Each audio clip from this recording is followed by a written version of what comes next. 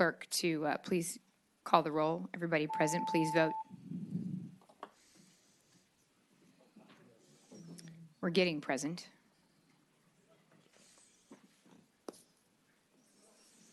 Madam Chair, you have quorum. Okay, great, thank you.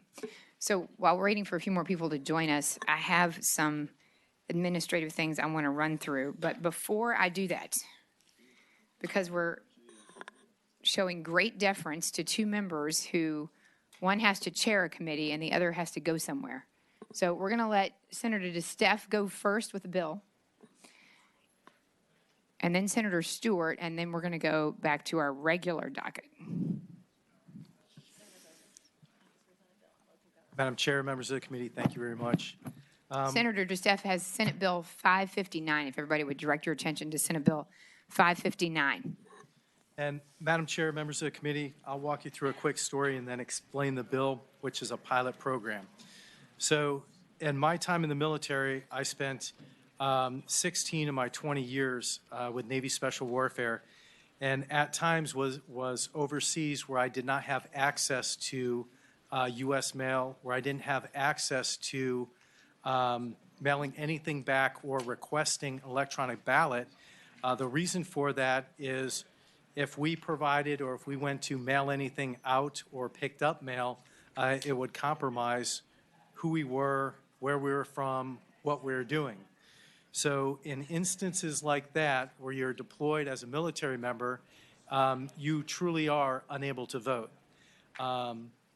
Again, of my 16 years assigned to Navy Special Warfare, there was, I think, 7 times that I was unable to vote in an election where I was at least somewhat knowledgeable of who the candidates were, but because we were deployed and because we were in situations that had we dropped something in the mail, had we requested an absentee ballot and received mail from the U.S., it would have compromised not just who we were, but our mission and why we were there. So because of that, we are putting in electronic ballots for overseas deployed military. So what this does is sets up a pilot program so our members of the uniformed services, Army, Navy, Air Force, Marine Corps, Coast Guard, or our National Guard or reserves that are actively deployed in active status overseas that would otherwise not have the ability to vote would have this happen electronically. Now, you'll hear people support this. You'll hear people go against this and say, oh, it's not secure, it's not secure. Well, I will tell you that the way this is used, they will use their .mil account to request an absentee ballot. They'll use their .mil account to return an absentee ballot, and it's going to be as secure as we can get. And we did do a preliminary thing on this a couple of years ago where I looked at one of the systems, and if you're that member, you have one opportunity to vote. Once that happens, you lose the ability to vote again. So if somebody's going to hack into it, every time they hack into it, they're going to have to spend a lot of time hacking into our CAT card, which on the secure.mil accounts, it's very difficult to do. But if you target one and you're fortunate enough to be that one in a 1.7 billion to get through that, well, that only gets you one vote. You would have to do that every other time for anyone else who's deployed military. So, Madam Chair, if I may, that's this bill. The provisions in the bill are contingent on funding and general appropriations.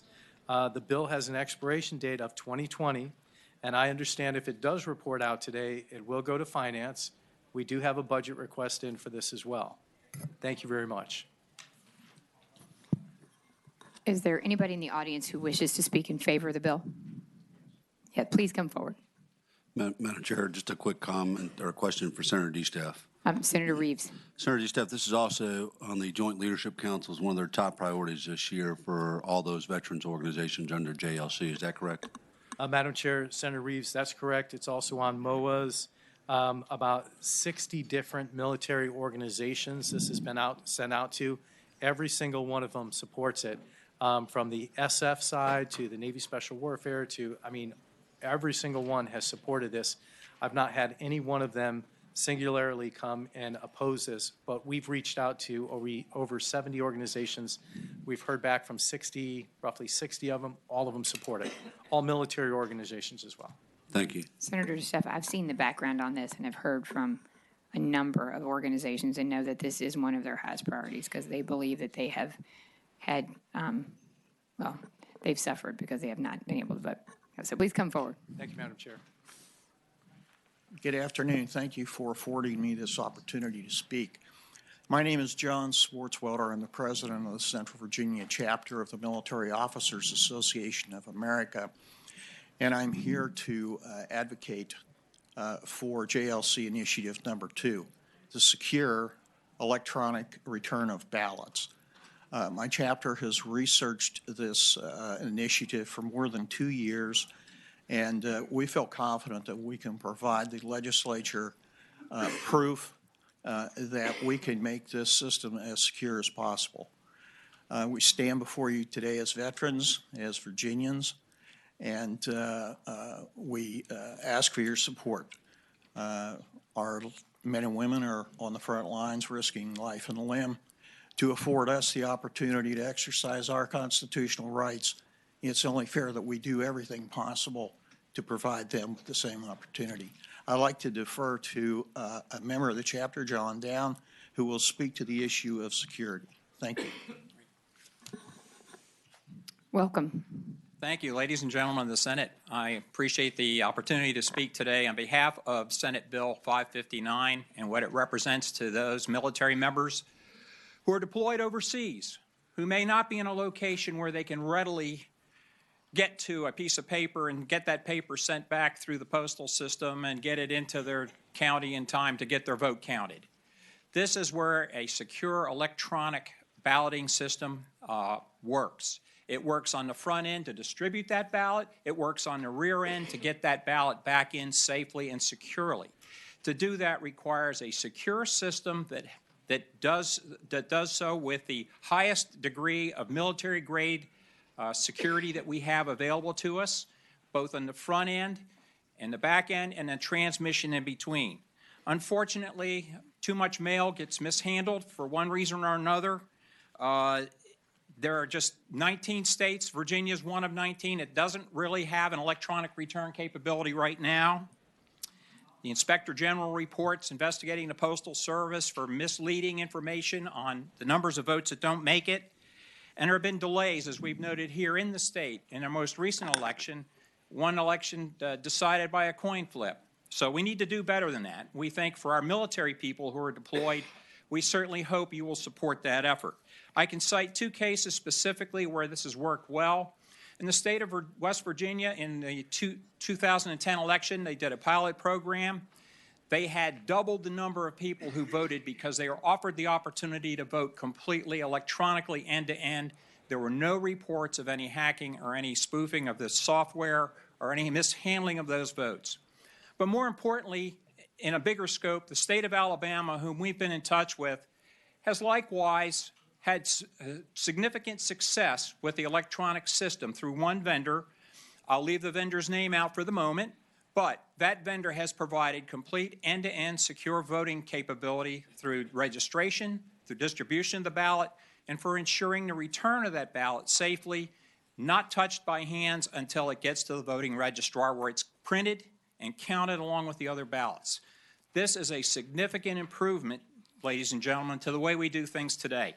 In summary, I'd like to quote Donald Palmer, who's our former Virginia Secretary for Board of Elections, and I quote, "Deployed military personnel need an effective and reliable means to communicate their ballot choices on time so that their votes can be counted in the end, and the policymakers are presented with a fundamental policy choice to determine what is more important, the ability of our deployed military to fully participate in the electoral process or the decision to remain paralyzed by an obsessive quest for perfect security that often ignores the for the good and for the perfect." Thank you very much. Thank you very much. Madam Chairman, Yes, Senator Spruill. question to the gentleman that spoke. Yes. Could you come back just for 1 minute? Senator Spruill has a question for you. of all these years, tell me, those who are overseas and all elections that we have from all these many years, how have they been getting their ballots back to this country? Madam Chair, if I may, Senator Spruill, what happens is you request through the mail or through your voting advocate, you request an absentee ballot, okay? It can take up to 60 days to get that absentee ballot turned in, your request, and then get it back to you. Here's the problem. We have certain military members, I used to be one of them, that when we deploy, we're under covert or clandestine type status. So you being in that country, you being there for that job, it's classified. You don't get U.S. mail in, you don't get U.S. mail out. You don't have people visiting you. You don't have people not visiting or going out until you're finished with your mission. The issue is when you go over there in an instance like that and you're forward deployed or forward operating at a forward operating base and deployed from there, you don't have that reach back. You don't have that support. Today, the average military individuals that are over there, they do have time if they're prepared. If it's not drop of the hat, hey, wheels up in 24 hours.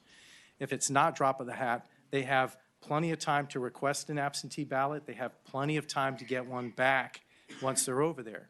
But a lot of our missions and special operation forces, and now even in the global war on terrorism, we have guys who are wheels up in 72 hours. They don't know how long they're going to be gone. Okay. So if they did request an absentee ballot, let's say they did request one, guess what? Mission was cut short or accomplished early. They come back. They can't vote because they have an absentee ballot over in Abu Dhabi, Dubai. Madam Chairman, second question. Yes. To you, sir. Now, let's get behind the rhetoric, because whenever someone speaks about the military, they always saying how they over there defending us like they're not getting paid for it. They chose to be in the military on their own choice. We should take care of them, but the military should take care of them also. So I don't want to give a hidden behind they fighting for us. They chose that field, so I don't want to hear that. I want to know on the electronics report, is that safe? What you're talking about now, how is it safe that I know that if a person votes in Chesapeake, I'm reading it doesn't say how I make sure that electronic votes get back to Chesapeake. Okay, and actually I believe that is covered under the bill in the details, but what happens is they send an email in from their .mil account. It goes to the voter registrar. The voter registrar sends an email back to their .mil account. They go online, they vote, or they send that return back. They vote on that. It goes back to the voter registrar, and it's counted amongst the absentee ballots when they actually download and count the absentee ballots. So that's how it's done in this pilot program. Thank you so much. Senator Eben. Questions. First, for the gentleman who's referencing West Virginia, you had referenced that it had doubled the return rate of ballots. Was that for, do you have any idea on the kind of quantity, or if it was just the military people it doubled, or were they allowed to have other people returning electronically?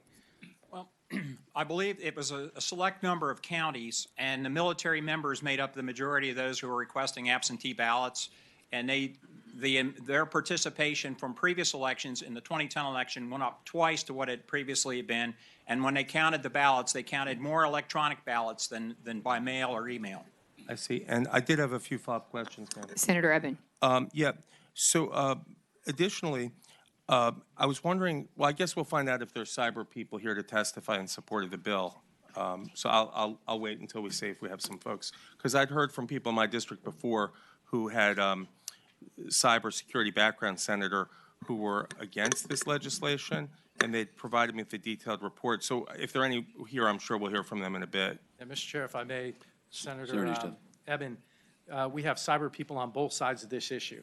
We have verified voting who will be on the other side, but please understand we have cyber people who are in the military, some of our best, and when we did a study on this before, the number 1 and 2 in the global cyber wars, 2 different individuals actually were on the pro side of this in support of it. Okay. Well, thank you. Okay. We're going to kind of keep going, but I see Dr. Wheeler standing behind you. Did you want to say something really quick? Yes, sir. Clara Wheeler, Vice Chair of the State Board of Elections. I want full disclosure. Last year when this bill came up, I spoke against it for the very reasons that you're talking about, cybersecurity. The bill, as it's been rewritten and reconstructed, is extraordinarily secure. It's just for overseas deployed military, and it requires a digital signature, which the military has on record for its soldiers, sailors, and airmen, not for anyone else. And that, I think, gives us a lot of security on this bill. I strongly support this bill. Thank you, Dr. Wheeler. Let's hear.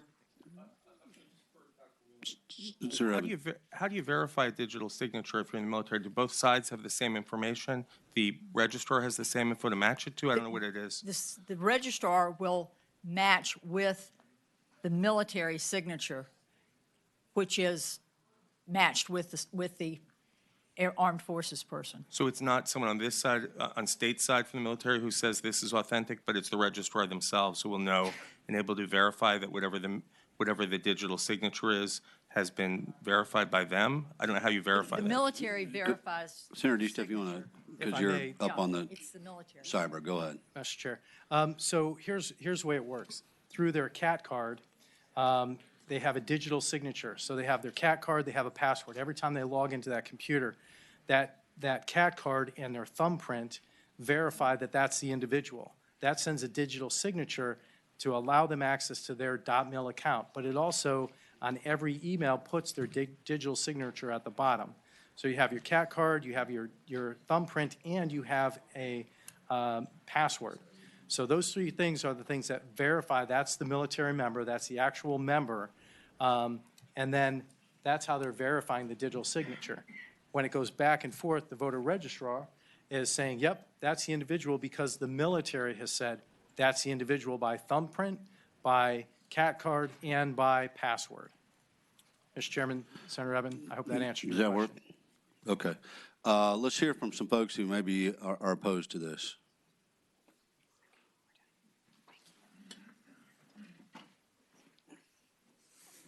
Good afternoon. Angie Bezick on behalf of Verified Voting. Verified Voting has a long record of opposing internet voting for a variety of reasons, some of which we have provided you. Basically 12 years that Congress funded to the tune of nearly $100 million, trying to find a safe way, a secure way, and a secret ballot in order to help people vote via the internet. After they pulled the plug in 2014 because they were unable to figure out how to do this safely. I provided you also with a list about 15 pages long of all the recent hacks, attacks, state-sponsored attacks against the U.S. They've included, our DOD, folks like the Pentagon. There have been so many. Equifax, the most recent hack, and these are organizations, private organizations that have unlimited funds to be able to secure their information, and they've been unable to do that. And we just feel that at this time, any time that you connect to the internet, and if you go online, you can pull up CAT card hacks, and you will see that they have been hacked. And so at this time, we don't feel that it's a safe way in order for our military. We love our military, total military family, but we want their votes to be secret, and we want them to be safe. So let me just pose a question to you.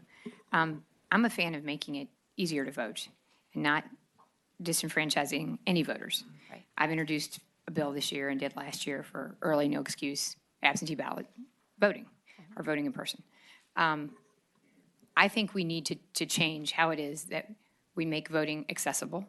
And I think that we have a major issue with disenfranchising a huge population of people who, by virtue of their service in the military, can't really vote. And so, to this point, people raise concerns about voting on the internet. But I don't think this is actually voting on the internet. Am I right? We believe that it is voting on the internet because you are responding, you're returning your ballot via internet, which removes your secrecy because that can be tracked back. Also, I believe in Senate Bill 11, I want to say it was in 2012, maybe 2013. I believe the number of active duty military that they determined was affected by this was approximately just shy of 2,000. So let me just ask you another question. So many different military organizations have come to us repeatedly, year in and year out, and Yes. ask us to support them. I know, and I to get pass- the evil eye in the hallway. Right, and to pass this legislation. Yes. And at a certain point, we have to be responsive. We have to try to make sure that they're not disenfranchised.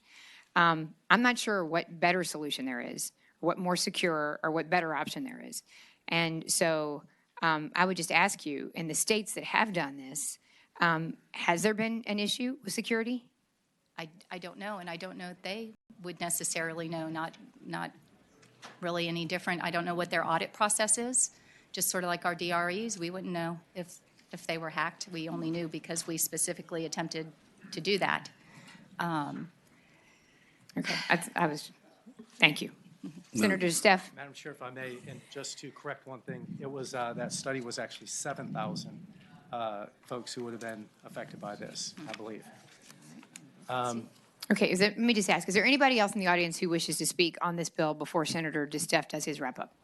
Because I know there are probably a couple of things you want to address, Senator DeStef, before we vote, and I know Senator Stewart's got to get up here. I'm going to wrap it up quick. It's, it's beyond disenfranchising our military. There are some who just don't want to vote, and we understand that. But for those who do want to vote, we should give them every opportunity to do so. And I believe that this pilot program is step one to provide that opportunity. And that's why I've supported this bill. That's why I've carried this bill. I truly support it and believe in it, and I think it's the right thing to do. So with that, I hope the committee will grant favor to this bill and pass it. Okay, is there any member of the committee who wishes to speak before we make a motion? Yes, Senator Eben. I'm going to reluctantly vote no, and I'm hoping to hear from someone in my district before I vote on the floor to see if I might change. And I just want to explain why before I do this. I mean, I think that overseas hackers, we can all agree, are only getting better, and that they tried to tamper in our election, this past one. And I just question whether we can ensure that the system isn't corrupted. If I feel like that's the case to a reasonable certainty, I'll change my vote. But it seems like, it says it's a pilot, but it seems like every voter in 2019 who's in the military, if the state board develops this the way it's envisioned, that every person who's in the military only, I guess, would be able to vote absentee. And further, I'm not sure if it says that when you check you're in the military, if the electoral boards would verify who was in the military and who wasn't, would they? Well, actually, Madam Chair, if I may, you have to be deployed overseas. You also have to, it's got to come from a .mil account and go to a .mil account. So chances are, if you're deployed overseas, you're emailing to and from a .mil account, and you say you're in the military, there's multiple ways to prove it, but your CAT card and your digital signature verify your branch of service as well. So when it says it is Captain Bryce Reeves, U.S. Army, you can guarantee that that's Captain Bryce Reeves, U.S. Army, and not, I don't know, Beetle Bailey. Well, I guess what I'm getting at, Madam Chair, is that Senator Eben. that these overseas hackers, I don't know that the Board of Elections has a list of everyone who is in the military and who's not. And again, Madam Chair, they don't need the to. .mil, I don't know if whether or not anyone can hack something and make it say .mil. But I also question, and this is not the reason I'm going to vote no, but you'd mentioned that you people overseas could request a ballot while they're in service overseas and then come back stateside without receiving the ballot, and it's gone overseas. I thought in Virginia that you could show up on Election Day at your precinct and fill out a provisional ballot that you've requested absentee, but it hasn't yet been received, and that ballot would be counted by the Electoral Board the next day when they realized that it hadn't been returned. You're actually absolutely correct, and you can do that, and that's why we have the audit process in place. Madam Chair, Senator. Thank you. Senator Spruill. Thank you, Madam Chair. So the question, let's say if a person from Virginia is in Wyoming and for another state you're from Virginia, and I'm in Wyoming right now. So I can't use the exclusive system overseas to get electronic vote. So I have to, whatever mechanism they use now has to be the same. So I can't use the electronic votes from Wyoming like I'm overseas. Madam Chair, Senator Spruill, that's correct. Okay. Is there anybody, any other member of the committee? Senator Reeves. Madam Chair, I just have a quick statement, then I have a motion if that's appropriate. Okay.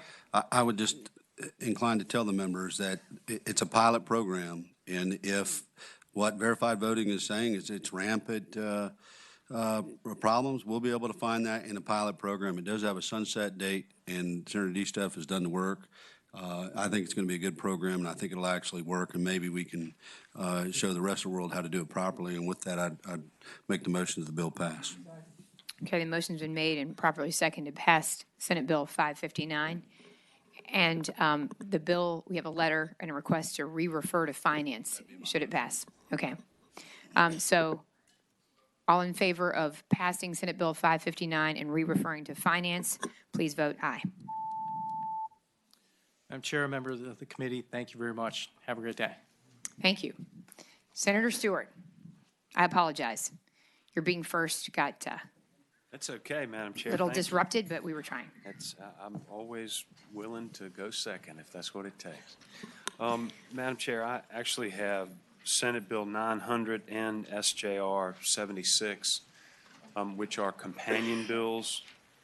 And very simply, the SJR 76 is a second resolution regarding the real property tax exemption for surviving spouses of a disabled veteran. This is something we've had for a while.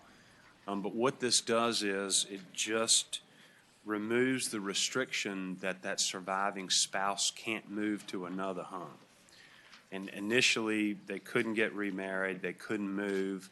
The restriction on remarrying stays in there, but it allows you to move to a different home now and still enjoy that property tax exemption. And then Senate Bill 900 just allows for the referendum, as this is the second year of this.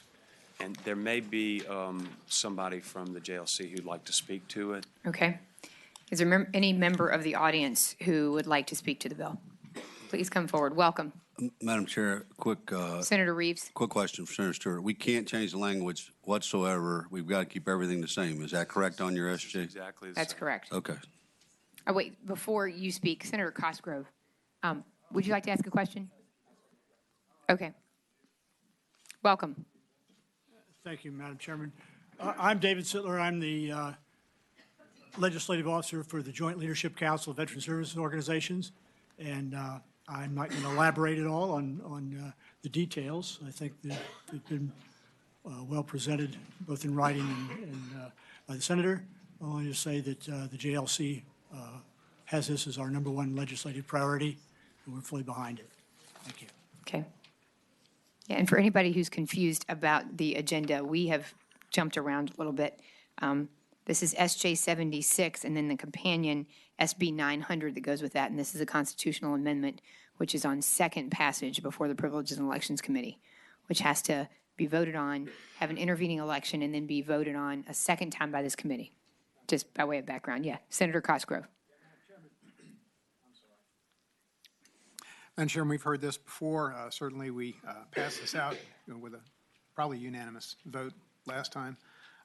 This just makes great sense. To tell somebody they lose their exemption just because they change residences is just beyond the pale of reason. So therefore, Madam Chairman, I'm not sure what the appropriate motion is, but I would move that we report SJ 76, and if it's appropriate at the same time, to report SB 900. Or do we need separate votes? Okay. All right, I would move that we report in a block, SJ 76 and SB 900. So the motion is that SB 900 and SJ 76 both be reported. They be reported in a block, and the motion actually would have to be that they also be referred to finance. Thank you. If we put them in a block, do they have to be in a block on the floor? No. We're just reporting that together.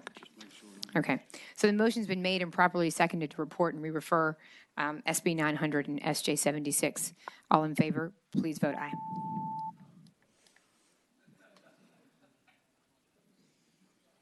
Thank you, Thank you, Senator. Madam Chair. Thank you, Senator Stewart. It was worth the wait. Okay.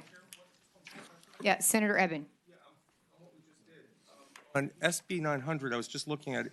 Are all the words of SB 900 going to appear on the ballot? Or a smaller summary is a separate bill? Madam Chair, the lines 43 through 46 is the question that will appear on the ballot.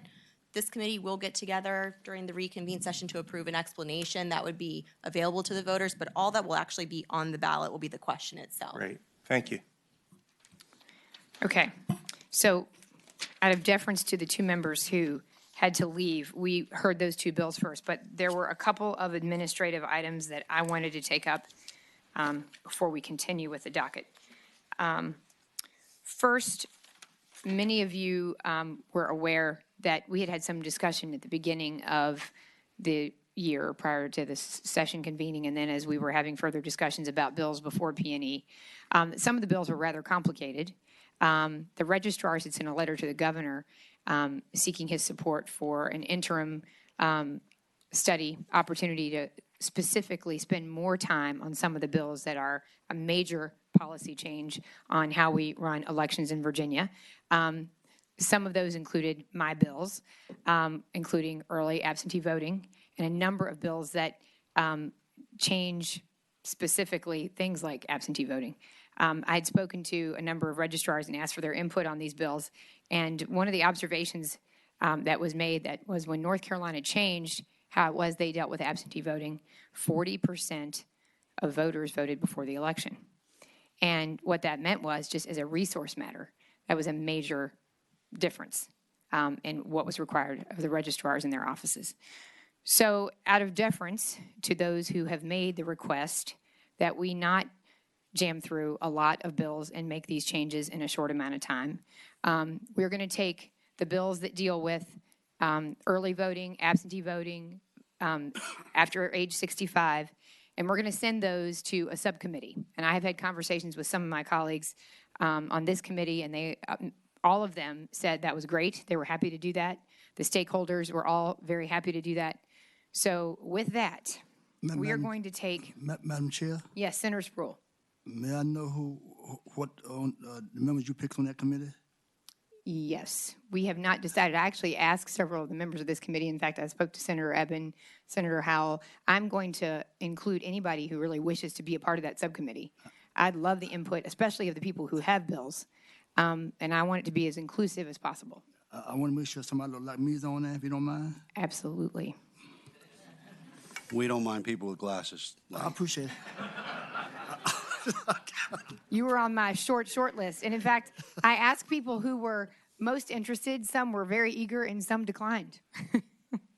So the ones that are in the relevant subject matter category are Senate Bill 4, Senate Bill 6, Senate Bill 8, Senate Bill 114, Senate Bill 136, Senate Bill 164, Senate Bill 254, Senate Bill 277, Senate Bill 453, Senate Bill 602, Senate Bill 604, Senate Bill 689, Senate Bill 770, and Senate Bill 771. And they all have to do in some way with absentee voting. Madam Chair, I think Registry. you missed Senate Bill 323, Peaks Bill. No, I think that was supposed to go to, no, I think we're gonna hear that one today. we are going to hear it. Yeah, Okay. we're gonna hear that one today. Right, and and those are the category of absentee ballots and early registration. And then there is one that has to do with split precincts, which is Senate Bill 913, which we're also going to send to the subcommittee. And that's actually Senator Chase's bill. Right, we're not going to send that to the subcommittee because it's very different. And it's something that actually has a date certain, and I think is probably something we could consider today. Okay, so unless there is any objection, and I have surveyed every possible person I can think of, and I'm not aware of any objections. Yes, I did say 604.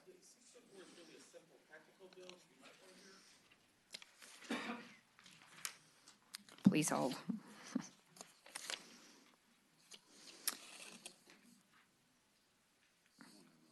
certain absentee voters permitted to vote after the close of absentee voting location.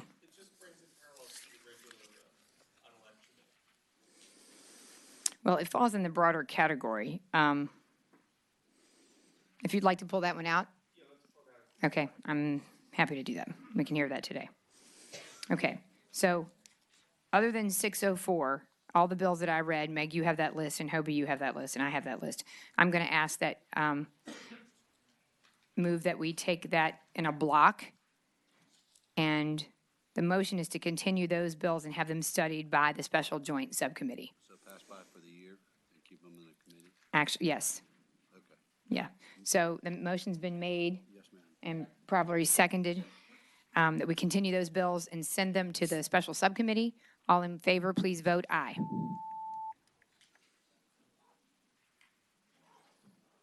Okay. There are 5 bills where we have had requests that they go by for the week. And unless there is an objection, that list is Senate Bill 26, Senate Bill 591, Senate Bill 820, Senate Bill 825, and Senate Bill 976. So much for my holding the line on today's docket and trying to get them all done. So the motion's been made and properly seconded. Those will all go by just for the week. Do we need to vote on that, Hobie? Okay, so those will just go by for the week. And then there is an SJ along with the accompanying language, SJ 69 and SB 826. That has raised a number of concerns and questions, and so I'm going to make the motion that go to JCAR with a letter requesting further review. I'm going to make that motion and ask for a second. All in favor, please vote aye. Okay. And so now, with that administrative work on managing the docket behind us, we can now move on to the people who are signed up. And the first person is Senator Suravel. Wait, never mind. Senator Obenshain. I think you got Barker out there Okay, Senator Barker. and Senator Lewis. And Lewis. Lewis here first. No, wait, Lewis is first. I have to follow my little, I get in huge trouble when I don't do this.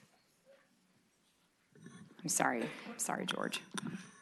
Sorry, Madam Chair. I've got a number of them. Does the chair have any preference, or? Nope, you can take them any way you want to take I'll them. take them in the order the binders are here, then, I think, Madam Chair. First would be Senate Bill 978, Madam Chair, members of the committee. This is a criteria bill, something I know this committee obviously is very familiar with. The criteria are also very familiar to the committee. And just by way of background, I'm going to let the committee know, this is a criteria bill that was added late. We heard all the redistricting bills early, as you may know. Right, this criteria bill is identical to a bill that I introduced this session. This was a remedial criteria bill, and the only difference in the bill that I introduced and the bill that you have is that mine, let's see, except identical to mine, except mine had a commission and yours does not. Yes, I think that is correct. Right, Madam and Chair. it's identical, just again, for anybody here who had a bill, to Senate Bill 718, Senate Bill 740, and Senate Bill 752. And this So- one, and Madam Chair, I'm not sure, paragraph 7 on line 70, I'm not sure if yours had that in there or not. That's just the overall sort of anti-gerrymandering language. Right, Yeah. okay, sorry, I just wanted to bring the Yeah. committee up to speed. And- So and- go ahead, and- proceed, sorry about that. And no problem. But again, the criteria are fairly familiar to the, as the Madam Chair has indicated, fairly familiar to the committee and are not in any way plowing any new ground. And we go on at the end to provide that no district shall be drawn for the purpose of favoring or disfavoring any political party, incumbent legislator, or member of Congress, which is, and it goes on to, as I said, the anti-gerrymandering paragraph, which is the overarching concern of the bill, in addition, obviously, to all the criteria. Criteria are great, but they are criteria and can sort of be, I guess, interpreted in different ways to people's advantage. So number 7 is kind of a catch-all into the overarching philosophy of this criteria bill to avoid gerrymandering. And again, you can see the districts obviously drawn in accordance with all federal, state law, and all constitutional requirements. Contiguity is provided for, compactness is provided for, respect for political boundaries is provided for, all of the same things that this committee has dealt with many times before. And so that's the bill, Madam Chair. And I believe we have some folks here. Okay. in favor of it. Is there a member of the committee who has a comment? Okay, we'll hear from members of the audience. Is there anybody who wishes to speak in favor of the bill? And Meg just flashed me the number 3. Meg has her timer up here, apparently. Or hope he does. Madam Welcome. Chair, member of the committee, Jim Turpin, 1 Virginia 2021. As the chair said, these are the same criteria that were in other bills. However, these are for interim redistricting plans. If one of the court cases currently out comes back, we will be that much further ahead that we have criteria to start from. And the anti-gerrymandering language that the senator referenced is a very important step forward. So we very much support this bill, and we have one other speaker in a group that's here today to support this. Thank you very much. Good afternoon, welcome. Hi, thank you. Madam Chair, member of the committee, thank you for letting me speak. I'm Janice Barrow. I live in Newport News. And I'd like to thank you first for supporting Senate Bill SB 106. Having said that, I believe that we can do more, and I know that this committee has done more in the past. I have 2 stepchildren, and they're in their 20s, and they think that elections are rigged. So I would like this committee to vote for the anti-gerrymandering language in this bill so that I can set their minds at ease that their districts belong to them, as opposed to being drawn to favor incumbents. Also, for 1 Virginia 2021, we had about 70 people come up this morning to support this bill. Some of them had to go home, and I would like to ask your permission, if it's okay, to have the people who are still here in this room to stand up to say that they're here to Yes, support. I'd be happy. Anybody who is here in support of the redistricting reform, please stand. Welcome. Thank you. We appreciate your being here today. Thank you very much. Thank you. Okay. Wow, you guys are sticklers for your 3 minutes. Thank you. Welcome. Madam Chair, members of the committee, my name is Patrick Killeen, resident of Alexandria, Virginia, but I'm here today on behalf of AARP Virginia. And I'm a volunteer myself, but we and the professional staff here have reviewed the language of 978 and think it's pretty reasonable language, and to help take a right step in the direction of getting away from gerrymandering the state and to reasonable redistricting. Thank you. Thank you very much. Mr. Is Chairman. anybody opposed to this bill? Mr. Chairman, Who's calling? Senator Cosgrove. if I might, a question for the gentleman from AARP. Yes, Mr. sir. Chairman, I asked the gentleman, have you polled your members of AARP, or is this just a position from the board of AARP? Because I don't remember seeing anything on this. I'm going to look to our legislative director for Virginia, Barry Butler, on that one. I'm a volunteer. Come on up, Barry. Senator, this is something that has been widely supported across the state for our 1.1 million members across the state. Does that answer your question? So all 1.1, Mr. Chairman. Not every, but this is widely supported among our members. If you say so, okay. Thank you. Sharon Lewis, you want to wrap it up? Yeah, just really quickly, Mr. Chairman, thank you. As Mr. Turpin said, one point Mr. Chairman, I have a question. I think leave out was, I'm sorry. Senator Edwards. Oh, I'm sorry. Mr. Yeah, Chairman. Senator Lewis, we spent a little bit of time on the floor debating similar things. What's the difference between this? Especially I would point to line 45 and line 62. It says, line 45, the existing political boundaries should be respected to the maximum extent possible, which means it trumps other things. And then the other one having to do with communities of interest to the maximum extent possible. My concern is, and we spent a lot of time on this, the maximum extent possible. Doesn't that kind of overshadow other things? Well, Or not? Madam Chair, Senator Edwards, I'm not sure, I can't recall exactly in the Suderline amendments if that language, if this language is as tight as it was in those amendments, it may be, I can't recall exactly. Madam Chair. I will, if I may.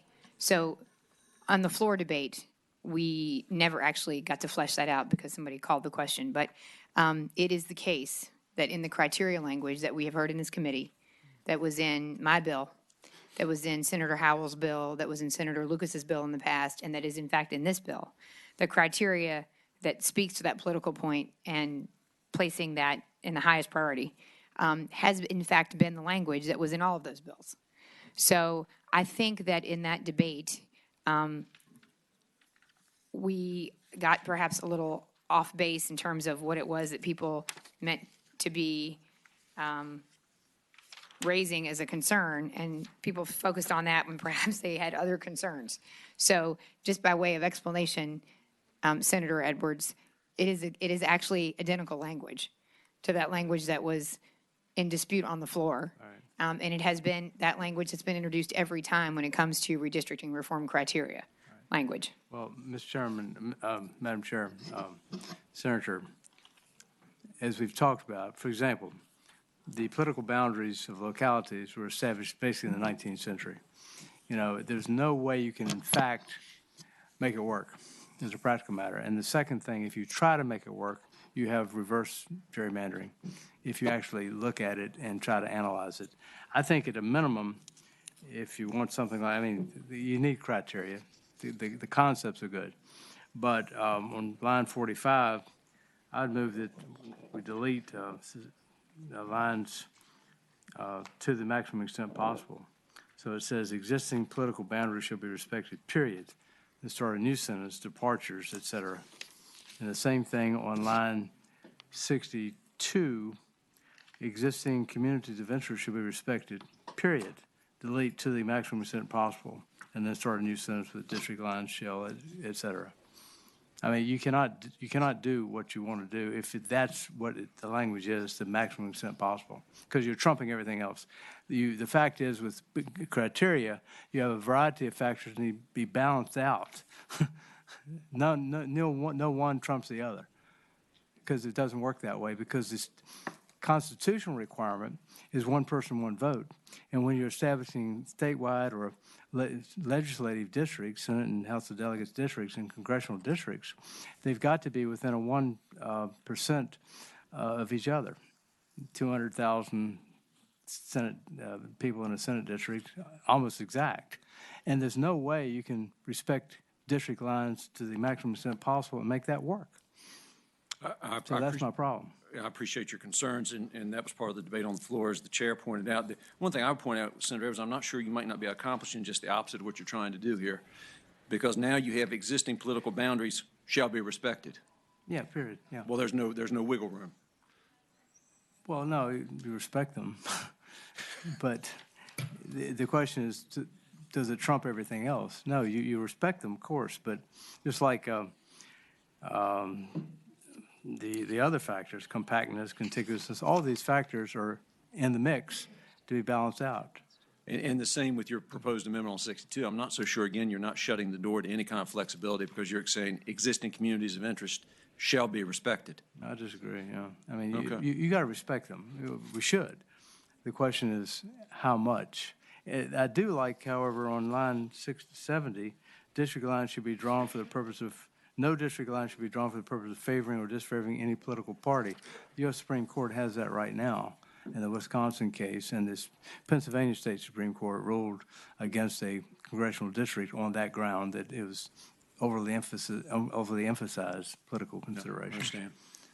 So anyway, that's my motion to delete, put a period after respected on line 62, delete to the maximum extent practicable. And then on line 44, existing political boundaries should be respected, period, and delete to the maximum extent possible. My concern is the maximum extent possible makes these outweigh everything else, and you just can't, it doesn't work. Plus, I think you'll end up with a bizarre situation of gerrymandering. That's my motion. Can I second and speak to the amendment? Yes, you may speak to the amendment. There was an article, I think it was in the Washington Post, or maybe it was New York Times. Some of those people who run that site, I don't know if it's called 578 or 548. 538, I think it was in the last few days, about how you can follow certain criteria, but not accomplish. Different results happen when you prioritize different criteria. And I support non-gerrymandered district. I'm just not sure that we need to favor one criteria over another. I may still be with you in the final vote, depending on what happens in the amendment. And I did have a question after this amendment. Madam But I Chairman, second it. substitute motion that the bill be PBI'd. I believe that we're stepping on the toes of language that has already been passed by the full Senate. Okay, the motion's been made to pass the bill by indefinitely, and it's been properly seconded. I would just say, I introduced language that was like this. I know we have an amendment here. The fundamental challenge that we have is that we're passing out inconsistent legislation. That is an issue, although I support the language. No, the other one passed. This committee passed a criteria bill, and then it passed the full Senate. Oh, it's already passed. So we have a criteria bill that we've already passed. We had that floor debate, which we're talking about now. And anyway, we have a motion properly before us to pass the bill by indefinitely, was made and properly seconded. All in favor, please vote aye.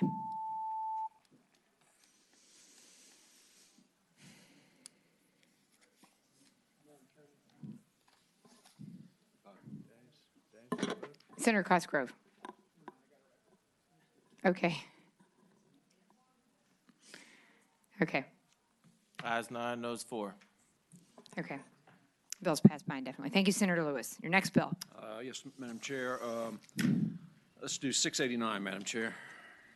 Okay, Senate Bill 689. And this is another pretty straightforward bill, Madam Chair, members of the committee. Involves those who may lawfully carry a firearm, and if their polling place does not allow firearms, then that's Senator Lewis, I'm sorry. that one had to do with, that one was one of the ones that's been rolled into the block that we're going to have all the stakeholders consider in the interim. All right, missed that, Madam Chair. Okay, Sorry. no problem. Madam Chair, since we're talking about the block, in conference with Senator Peake, he's requested that Senate Bill 323 be included in the Special Joint Subcommittee, and I would make that motion. Okay, motion's been made and properly seconded to move Senate Bill 323 into the bills that will be considered in the interim by the subcommittee. All in favor, please vote aye. All right, what we're done before this? Okay, Senate Bill 323 goes to the subcommittee. Thank you. All right, and Madam Chair, the next is Senate Bill 219, and this is a constitutional amendment bill. Okay. And this is one that passed through this body, but obviously both bodies last year. And it will simply allow localities, any county, city, or town, to provide for partial exemption from local real property taxes within such criteria that they may prescribe for improved real estate subject to recurrent flooding upon which flooding abatement, mitigation, or resiliency efforts have been undertaken. It just gives localities another tool to encourage homeowners to be proactive on their own in dealing with frequently and recurrent flooded properties. Okay. Is there anybody in the audience who wishes to speak on SJ 21? Okay. Madam Chair.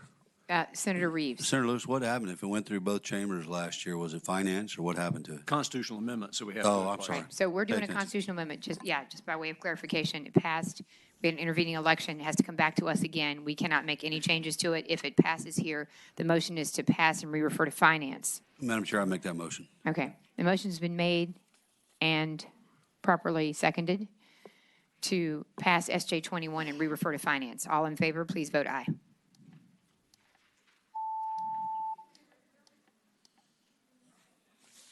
Okay. All right, Madam Okay, and then we have an accompanying ballot, SB 219. Yes. Senator Spruill. Okay. Having voted on the prevailing side, could we please reconsider that vote, Hobie? I don't have to ask, I don't have to call a vote to reconsider, do I? Can we just revote that? You want to do it verbally? Yes. Can we just revote that one? Okay. All in favor of reconsidering, please say aye. Aye. Opposed? Okay. The vote is open. All in favor of passing SJ 21, please vote aye.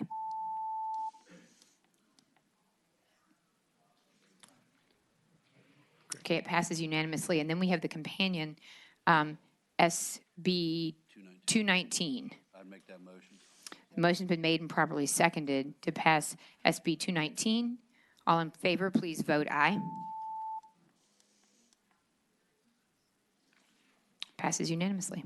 Great. Thank the committee. And then finally, in a similar vein, Senate Bill 400, Madam Chair, members of the committee, and this is the transportation lockbox bill, which I know you're all well familiar with from last year, and this is on its second pass through the Assembly as well as required for constitutional amendments. And simply put, it requires that our transportation trust funds be used for transportation purposes unless in event of emergency wherein a two-thirds vote by each body can use those funds for something else, in which time they'd have to be repaid by the fourth full fiscal year thereafter at a reasonable rate of interest. Madam Chair, I'd make the motion that we block the two bills associated with this and re-refer to SJ 35 and SB 400 will take in a block. And the motion is to pass and re-refer to finance. This is the lockbox. So, Senator Edwards, it's SJ 35 and SB 400, which is the accompanying language bill. This is the lockbox, which we previously passed. Yeah, Mr. Chairman, Madam Chair. Senator Edwards. I'd like to point out that historically the position of the Senate has been, if you're going to have a lockbox for transportation, you need a lockbox for the general, as opposed to just one for transportation, because it skews the system. It doesn't work. I appreciate that, Senator Edwards. Unfortunately, that wasn't the policy last year. Well, it's been the policy certainly 10 years ago was, and I'm sticking to it. I'm a traditionalist. Notwithstanding that it was a policy before and is no longer, all in favor of passing and re-referring to finance SJ 35 and SB 400, please vote aye.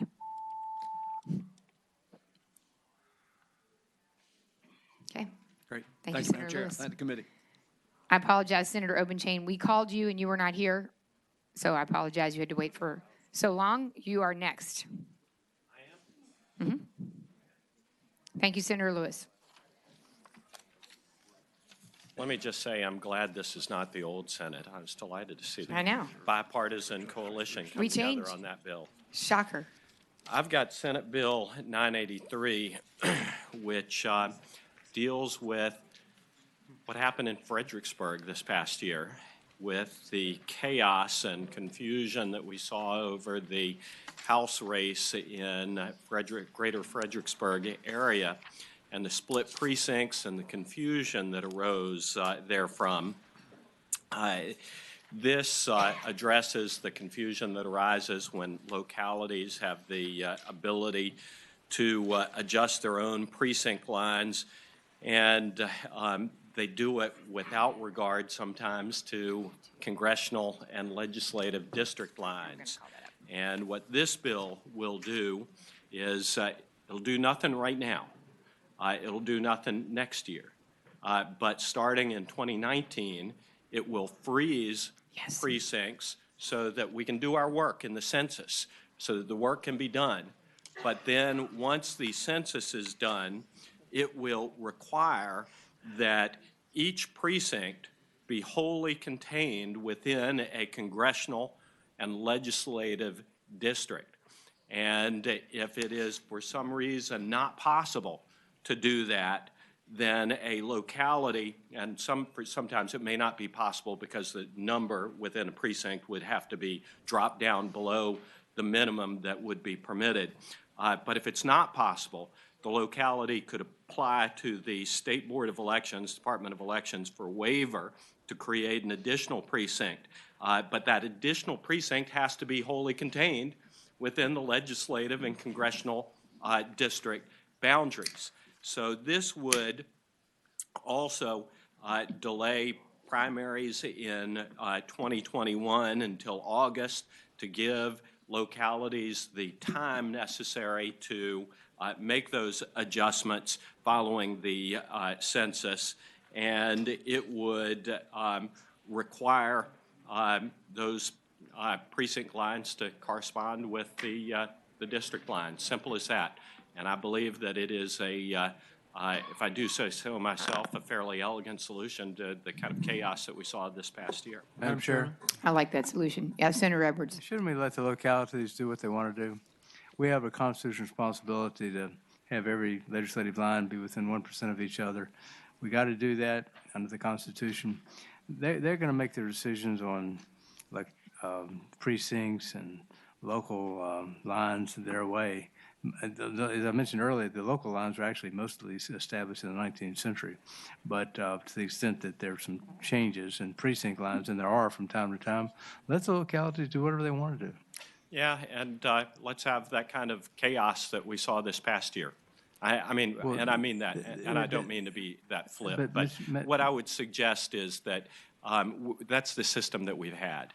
And we've seen, I mean, not just this year, but we see routinely problems that arise. And I live in localities where we've had, I live in a locality where we've got split precincts, and I mean, it causes tremendous voter confusion.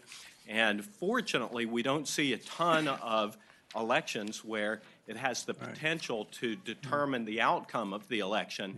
But this year, we saw case in point where allowing the old system to exist is highly problematic, and this simplifies it. It's going to be a voter-friendly way of making an adjustment. Before I get to Senator Barker, I just want to say to the committee, we have several bills that address this issue. I want to send out one vehicle. So we're going to roll those together. But Senator Cosgrove, oh, did you take your request? Well, no, Madam Chair, I was just going to. Senator Cosgrove, if you want to ask a question or you want to speak, and then I'm going to talk about moving the vehicles together. I was actually going to make the motion to roll the vehicles. Oh, okay. So Senator Peake has a bill. He's not here, and he's fine with rolling it together with whatever it is the committee works out. Senator Barker is here. He has a bill, Senate Bill 522. Is it 522 or 322? 522. And if you want to make a few comments about the subject, and then the committee will talk about what it is we want to do as a solution. Chair, can I just ask one question? Senator Eben, question. I'm a co-sponsor of Senator Barker's bill, but Senator Obenshain had referenced that this would delay primaries till August. I think the primary is the year after the census, because I was elected in a 11 year, and our primary was delayed till August, if I remember correctly anyway. So I don't think it would delay a primary. I think the primaries will already be in August. Is that correct? I don't know. I don't think you're causing a further delay, best I recall. Senator Barker might know. I don't know. Madam Chair, Yes. if we're going Senator to Edwards. get in the position of fixing local problems, we ought to just go ahead and have the General Assembly do both the local election issues and statewide election issues when it comes to boundaries. Otherwise, you're not going to fix the problem. You can't do it. You may fix a problem in Fredericksburg, which, by the way, is a local issue, but you're not going to prevent that kind of thing from happening again just by passing some legislation. That requires making sure the people on the electoral board do their job at the local level, and that's apparently the problem that happened in Fredericksburg. In other words, you're trying to solve a problem that's not solvable unless we go ahead and take over and have the General Assembly decide where the boundaries should be, both at the state level and at the local level.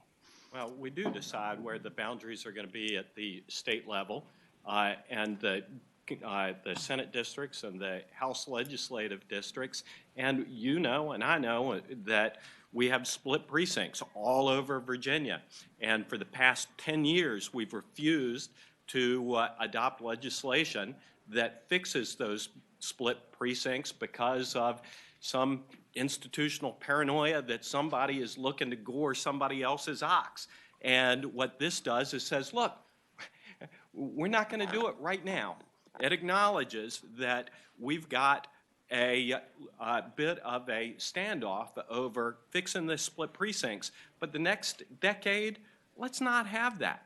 Let's just fix them and avoid this whole problem by starting out at the beginning of the the redistricting process by setting those rules so that the rules are clear. You're not going to be allowed to have these split precincts. Okay, members of the committee, Senator Barker has Senate Bill 522 that addresses the issue. And if you'd like to speak to your bill, let the committee understand your bill, and then we will take it up as a subject and determine which way we want to go. Yes. Thank you, Madam Chair and members of the committee. Senate Bill 522, apparently Senator Obenshain and I are agreeing on how to approach this, I think. Right. Because I have, what my bill does is it says that first, the General Assembly, we do the drawing of congressional districts, state Senate districts, and House of Delegates districts. Then the locality draws their districts for cities or counties where they have districts. Some of them don't have districts, but where they do have districts, they draw their districts. And then it falls to the locality and its the local electoral board to draw the precinct boundaries. So what you do then is it requires that you attempt to draw every precinct in such a way that a single congressional district, a single state Senate district, a single House of Delegate district, and a single local district, which actually is already required in the code. They can't have split precincts within a city or county right now. All have one race. So you don't run into the types of problems we had in the Fredericksburg, Stafford County area this year with 2 different precincts having people voting in the wrong place. And actually what I've seen is that some analyses were done, and there are apparently a number of other people across the Commonwealth who also voted in the wrong district this year. It's just that it didn't draw attention because it did not affect the outcome. And I can tell you that inadvertently, Senator Evans stole some of my votes in 2011. So we had a precinct that was split. And Beef. That's right. Beef. But we did have people in a precinct that was split in our area that people were voting in his race when they were supposed to be voting in my race. This is not an insignificant problem. We certainly saw, as Senator Obenshain discussed, the ramifications of it when it happens in a close race this year. What this would do is if you have these districts drawn, the precincts drawn so that they are compatible with the congressional, state Senate, and House of Delegate districts, and with the local districts, which they're already required to be compatible with, it would mean that there would no longer be the situation where people in one precinct would be voting in 2 different races at the same time. So it would be very easy to manage. What I do provide in my bill, and I think it may also be addressed in Senator Obenshain's bill, just glancing at it there, is that if it presents a major problem in a particular situation, and there is already in the code a requirement that any county precinct has to have at least 100 voters, any city precinct has to have at least 500 voters, and if you can't do both, everybody in one precinct, and meet that you then, what my bill does is it provides for going to the State Board of Elections to get that resolved as to whether you end up with smaller precincts than the minimum required, or you have a precinct where people are split into 2 different categories. Where it is most significant, actually, in terms of drawing, is the largest districts, which are the congressional districts. Because for congressional districts, based upon court decisions, we now draw our congressional districts. So all 11 congressional districts have exactly the same number of people. It's not a 1% deviation, which is what the House of Delegates did in 2011. It's not a 2% deviation, which is what the state Senate did in 2011. You have to have every district have exactly the same number of people. So that's the one that presents the biggest challenge, but it also is important that we get that right so that we don't have congressional districts that end up in a situation such as we had in the 28th House of Delegates district this year. So I think Okay, that, we have approaches that are compatible. Senator Cosgrove is on the list quick to ask to speak. Yes, Just Senator Cosgrove. in response to Senator Edwards, we tried to fix these things before, but the previous resident of the chalet behind the Capitol vetoed those changes. So basically, the thought that we can't fix it here, I think, is not valid. I believe the motion has been made to roll these together. Have we voted on that, Madam Chairman? We didn't vote on, we didn't discuss who gets one and who. I was speaking to the chairman. Thank you. Okay, so Senator Cosgrove, we are going to roll these into one vehicle. The motion has not been made, but we can certainly make that motion and now start talking about substance. I would make the motion to roll SB 322 and SB 522 into SB 983. Madam Chair, I would second that only for the fact that I believe Senator Barker's bill sets up a NUCO section, whereas Senator Obenshain's puts it down and caveat in a different section, if I'm right. Well, that's true. Mine is drawn to existing code sections. So with that, rather than create more code, we've already Okay. got it. Provided Senator Barker has Yes, no senators. pride of ownership. I don't have any pride of ownership on this. Okay. I just want to make sure that our approaches are the same as long as our approaches are the And I would same. list all patrons as chief co-patrons. Since there's a motion before us, can I take that motion and then have you speak? Okay, so the motion has been made and properly seconded unless you have a concern or objection. No. We'll take that, okay. So the motion's been made and properly seconded, roll them together, all in favor, please vote aye. Madam Chair, what are we rolling together, please? And who are the chief patrons? So we rolled them together, Senator Barker doesn't object. He says it's okay, we're working through one vehicle now, trying to solve the problem that we have Work together. with the right objective. They're working together and to make Senator Barker happy and Senator Obenshain happy and solve the problem for everybody on the committee and all of our localities who struggle with split Some precincts. question that I understand that, but from hearing both of them talk, Senator Barker bill seems to be the broader what we're trying to accomplish. When Senator Obenshain is just worrying about the split precinct in the street, Senator Barker bill seems to have a broader message. If he fix what he's trying to do, that would include what Senator Obenshain is trying to do. So I'm Well, trying to figure out. For the right split now, precinct. we were just trying to get it into one vehicle and we're going to work out, we haven't quite worked out the details yet. You didn't Am I get what I'm correct? saying. I'm just trying to figure out why you're rolling the heads into Senator Obenshain's bill when the heads the less of the two. I don't think so. Madam Chair, I think we're fine, because I think actually, we're both trying to do the exact same thing. Right. Of having the I'm districts satisfied, sir. redrawn, Thank you. and then having the Keep precincts quiet. adjusted I'm to that. satisfied. He's happy. I think Senator Barker's happy. Madam Chair, we Yes. also need to make sure that Senator Peak's bill is, Right. Senator Peak is part of this as well. Right, right. And I think And if, he's okay. Madam Chairman, we can Right, okay. So the talk motion's, between ourselves as to how we word it, but I think we got, as long as we got agreement on what to do with it, that's fine, so. we're good. Okay.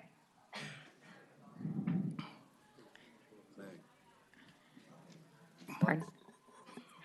We're missing some votes. Senator Eben and Senator Sproul, we need you to vote if you would like to vote. The vote is still open for you. I'm sorry. I'm sorry. It's okay. We're just looking out for you. Thank you. John, they give me the answer. It's your fault, John. Okay.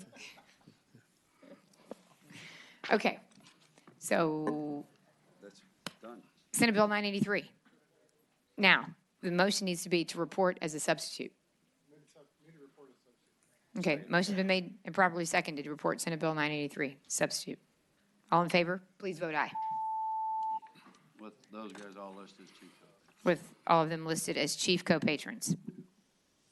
Thank you, gentlemen, for being so cooperative. And Senator Abbott was co-patron on mine. Right, and Senator Eben. Okay. Okay, One big Right, happy man. family. one big happy family. Love it. That works. Thank you, gentlemen. That was outstanding. Okay, there's a note being thrown at me. So we have 11, that's it? Okay. That's all? Okay, we have two bills left. Senator Eben, you have Senate Bill 604.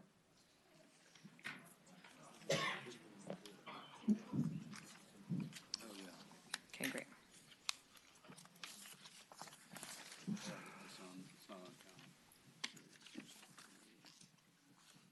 It's on the count. It's on the count.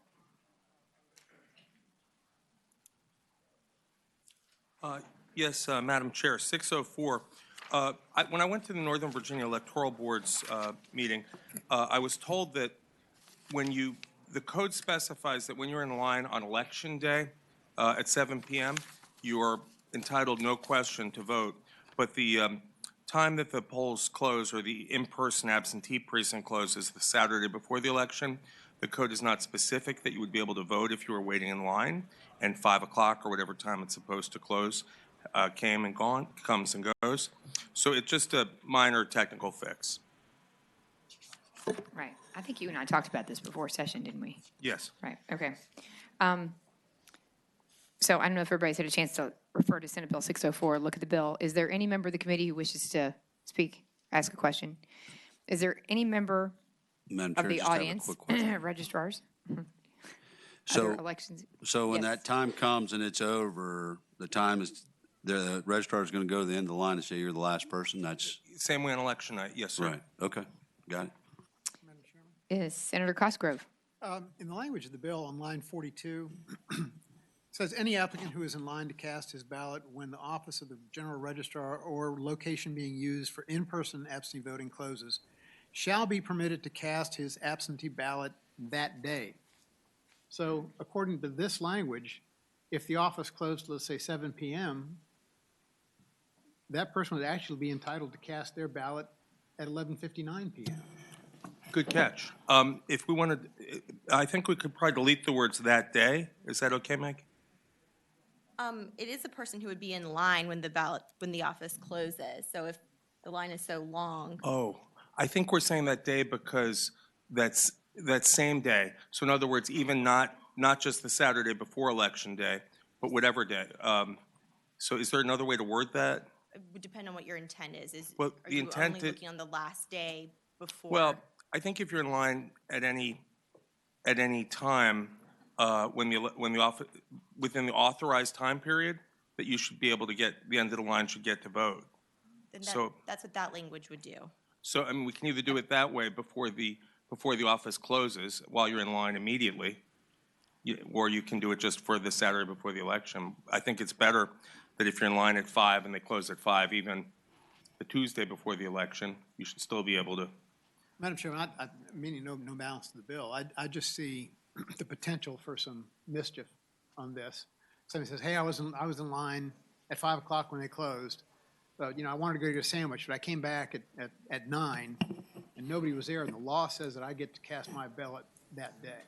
That's my only concern. Could we say at that time, if you're in line to cast his ballot when the office of the general registrar closes, shall be permitted to cast his absentee ballot at that time? So in other words, you're in line at the time it's You're in- closing, And so then you would get to cast your ballot that day. at that time before the office closes. Madam- Because it says when the office closes.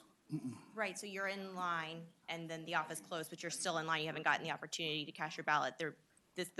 What this language says is you don't have to go home and come back the next day. You get to. Yeah, cast we don't your want to ballot do that what day. Senator Cosgrove had mentioned. Yeah, could so happen. Meg, the question is, trying to address the concern that Senator Cosgrove is raising, which is there an opportunity that we're creating for a wiggle room with that? And the question is there wiggle room? Are we misunderstanding that? I do not believe that there's wiggle room. If the will of the committee is that we should try to clarify, we could certainly take this up and I can talk with some registrars who.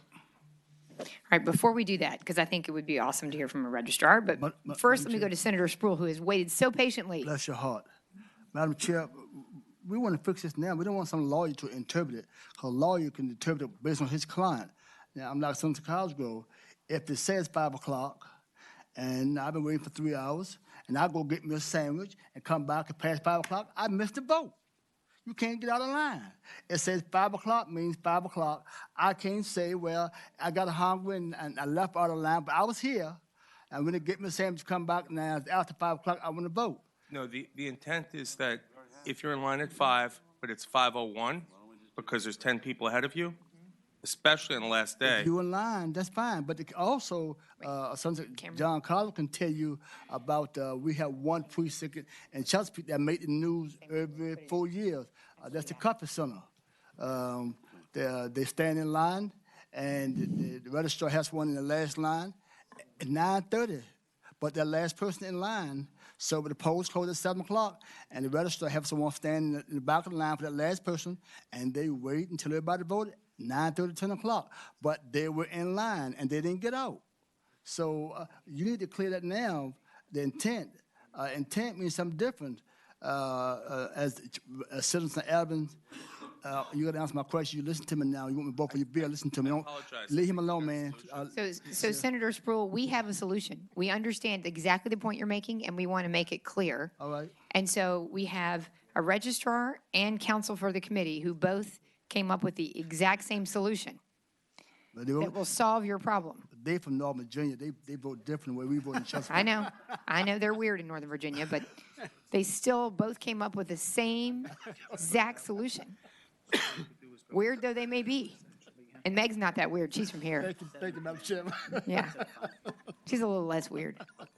Madam Chairman. Senator Cosgrove. You know, this is why we wanted all of this to go into one big subcommittee, so we could look at all of these things Not just in any block particular job. and not kind of mess around with it bits and pieces. I mean, that was the whole idea. There wasn't any nefarious intent on the bills or anything, but there's a lot of moving parts that. I'm sorry, I thought this was a small part, and I just wanted to clarify for this election that if you're in line, you're in line. And I think we have a solution now if you want to hear it. Yes. If the committee wants to hear it, I don't know. It's the right solution. I think it's the right solution. I'm prepared to hear it if Senator Cosgrove is okay with it. I know, but still, I want to be fair. I would like to make everybody comfortable. So I'm comfortable, but So what we'll do is we'll add a sentence at the end of the new language that says, 15 minutes before the office of the registrar is to close, the registrar shall announce that the office will close in 15 minutes. The officers of election or the registrar shall list the names of all qualified voters in line before the office closes and permit those voters and no others to vote. this is exactly the same language that appears in the code already. Cameron, would you like to speak to this? Madam Mr. Chair, members of the Registrar? committee, Madam Clerk, so the code section in references pertaining to Election Day and the closing of the polls on Election Day. Typically, we use that standard. I know that Senator Evans' bill is trying to get at kind of codifying the standard for absentee voting in person. So the 15 minutes, that would be great because it's something that we already do. The only thing I would add in is for localities that use additional locations other than just the registrar's office, to make sure that it also includes the other locations in which absentee in-person voting is occurring. So we still have it as a one-sentence bill or added to the? Madam Chair, Senator Eben, it's going to go a little wordier because we'll need to add in a couple extra things, but it'll Okay. probably be like a 3-sentence bill. So at the end of what you just said, you would put in the 5 p.m. piece, or the other location piece? Correct. Okay. Madam Chair. Now, Yes, Senator Sproul. I'm gonna let my cousin John Cosgrove now. I brought the question up of Coffee Center. And the Coffee Center every year, they make the news, national news. And you said something about the names on the Coffee Center in Chesapeake. CNN, all of them come to Chesapeake because at 7 o'clock, you have 1,000 people waiting. So you said something about the names. But I thought you said about take the name there. At 7 o'clock, the registrar make the announcement outside. So that way, so those who are trying to rush and get in line, she made the announcement. 15 minutes to be closed. So those who are driving up, get in that line. Then at 5 minutes to 7, she goes outside and wait at 7 o'clock and say, this is the last person. At the Coffee Center, that precinct, at 7 o'clock, have 800 people in line waiting. They don't take the names, but she's standing in the back and another person standing on the other side, and they watch and make sure. So are you saying they got to take the names of those 800 people? Maybe we should take this by unless you have an answer to that. I have an answer to that, but I don't. Go ahead. Madam Chair, Senator Sproul, the code section reference is for Election Day, and it does dictate that the requirement is to take down the names. However, we typically accommodate that by capping the line with an election officer. Thank you. So that's how we accommodate the names instead of putting those all down, because technically that would be making a list of voters prior to them voting. So that would be a whole different issue. Thank you so much. Madam Chairman? Senator Cosgrove. So you're going to put something in the bill about taking the names, and then you go, we're not really going to do that. We're just putting it in the bill. This is why that needs to be in this. What I'd like to do is, I'm sorry. in deference to both the senior senator from Chesapeake and the senator from Southern Chesapeake, who both have good I'm points. from Northern Chesapeake. Northern Chesapeake, I apologize. The gentleman from Where Chesapeake, people are not weird, right? gentleman plural from Chesapeake. Who are super normal. Let's go ahead and move it to the committee if that would be Okay, fine so with the me, and I motion has apologize been made by for not Senator realizing it Eben was complicated. and properly seconded by my colleagues on both ends, that this will be referred to the subcommittee that is going to study these issues and solve them in the interim. So the motion's been made and properly seconded. All in favor, please vote aye.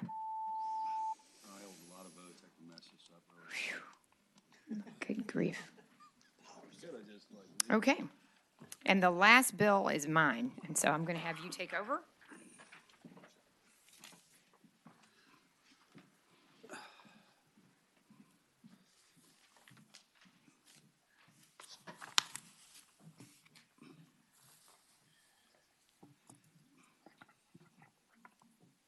Senator Vogel. Okay. Very few members of the committee. I have Senate Bill 592. This bill has to do with the personal use of campaign funds.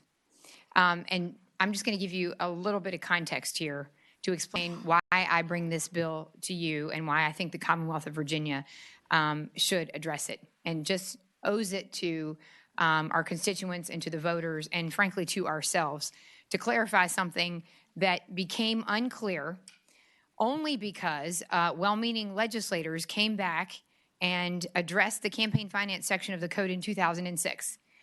And when the campaign finance section of the code was passed, it actually, campaign finance reform, included a prohibition on personal use of campaign funds, which is the case in every other state except for 2.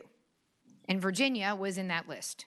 We made a policy decision that we were not going to allow candidates, elected office holders, to raise money from those who contribute to us because they expect that we are going to spend that money to put out our message, to pay for bumper stickers, to pay for our campaign staff, maybe to pay for our Senate offices, to pay to do the things either for constituent services, to pay our staff, to pay for our campaigns, and to pay to get out our message. That's what we believe that we should be spending our resources for, and that's certainly what our constituents believe, and the voters who elect us and contribute to us believe that we should be spending our money on, not personal use. And I think that's pretty clear what personal use is, and it was the case that in Virginia was the law. We came back in 2006 and amended that section of the code, and when we did, that personal use section got moved, and it got attached to the section of the code that had to do with when you close out your campaign. That was an error. And so fast forward to some later time when the question was raised about, well, wait a minute, what does this personal use being connected to that section of the code now imply? And so someone actually asked the Attorney General, and the Attorney General's opinion said, well, now that it's been moved, guess what? It's really not a prohibition anymore. It's now only a prohibition when you are closing down your campaign and you are dispersing your campaign funds at the end of the campaign. Am I correct, Meg? It falls under that section. So that is why we are here, because that ambiguity has hung out there, and the Commonwealth of Virginia now remains one of very few states in the country that still has this as an issue hanging out there. And I think, just frankly, as an ethics matter, that we owe it to the Commonwealth of Virginia and the constituents that we represent, and most especially to the donors who contribute to our campaigns, to say that's the law in Virginia and that we certainly abide by that law. And I certainly believe it's the case that most elected office holders in the Commonwealth of Virginia have believed that was the law and certainly act as if it is the law. And so that's why I bring that to you as a point of clarification, as an important ethics standard that I would expect that all elected office holders in the General Assembly would hold themselves to, and I would just ask that the members of this body pass that point of clarification and make that the law in Virginia. Thank you. Senator Cosgrove. Mr. Chairman, I would agree with Madam Chairman. This is something that needs to be looked at. However, we've mentioned this and ethics and all in the same sentence.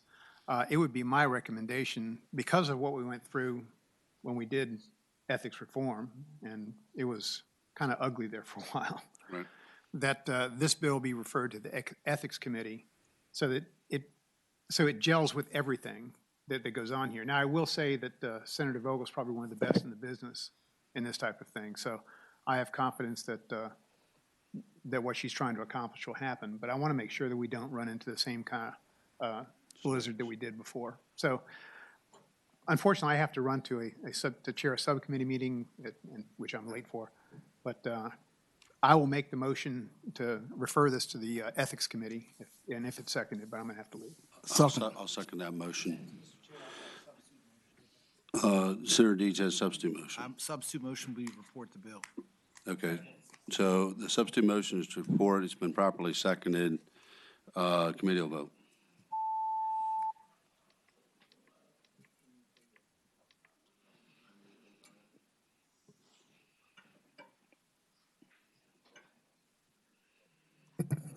Ayes 5, noes 8. Okay, so we're back to the primary motion, which was to pass the bill by indefinitely with a letter from the chair for her bill to go to the Ethics Committee. Is that right? Pass by for the year? Yes. Okay. Okay, so that is the motion. All right, committee will vote.